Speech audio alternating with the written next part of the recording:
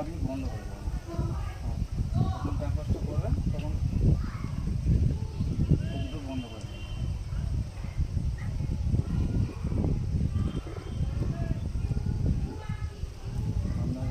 এবার আপনি tank wash করবেন এইটা আর এইটা, এই দুটো খুলবেন।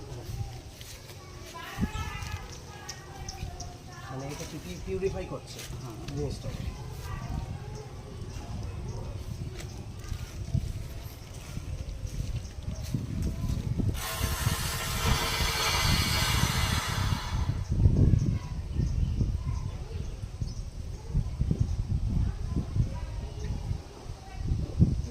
জলটা লোড হচ্ছে, দুটো খুলবেন, এটা লোড হয়ে যাবে, তখন এটা দিয়ে আপনার নোংরাটা বাইরে হবে।